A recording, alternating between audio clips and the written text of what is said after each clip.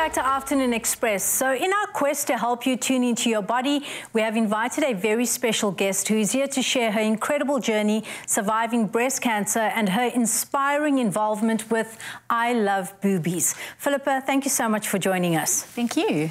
Do you mind sharing your journey with us? Sure. I was 35 years old, a wife, a mom of a little 4-year-old.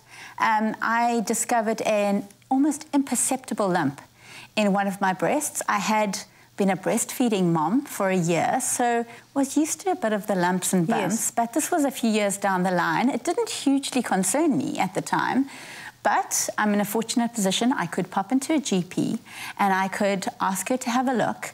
She struggled to find it, but fortunately she sent me for a mammogram.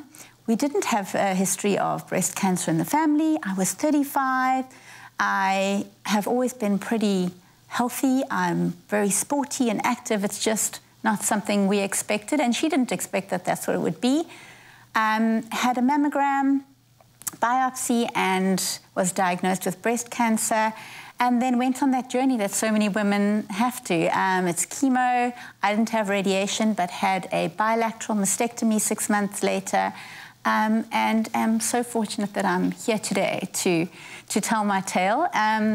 As much as I really hope never to have breast cancer again, I do look back at it as a gift. It was an amazing experience, and it certainly changed my perception of life. That is so powerful. You know, you speak about so many of the things that we take for granted. So, for example, you were healthy. You were only 35 years old. You had been breastfeeding. You don't have breast cancer in your family, and yet you found a lump.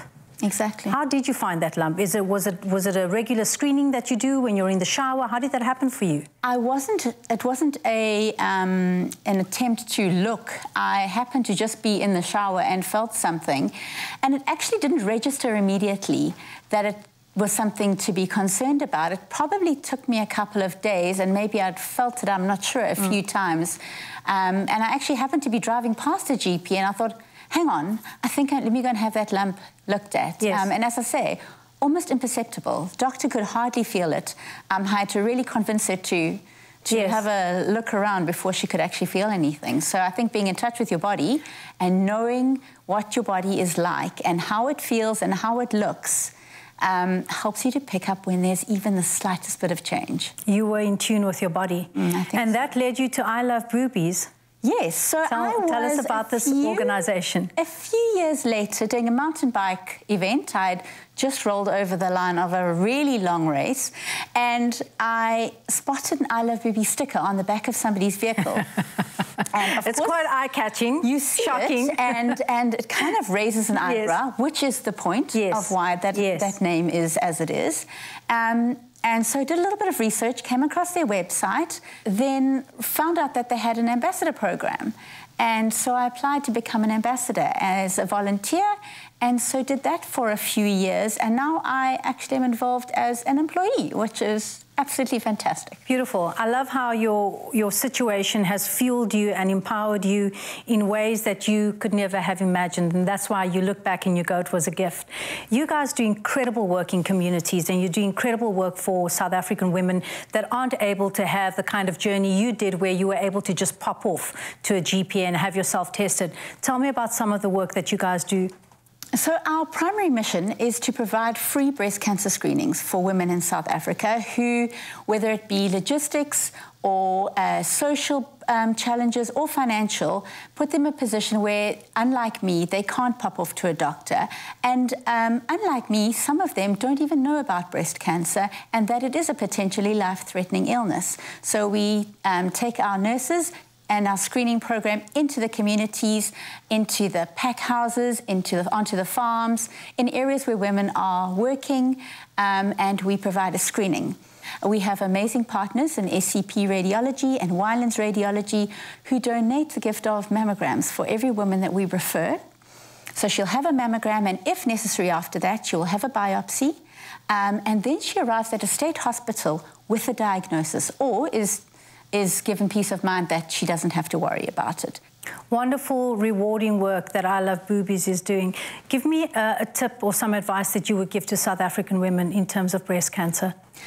I think it's really important for you to advocate for yourself. Early detection is key. It is in low and middle income countries where women die from breast cancer because they are not picking it up early enough.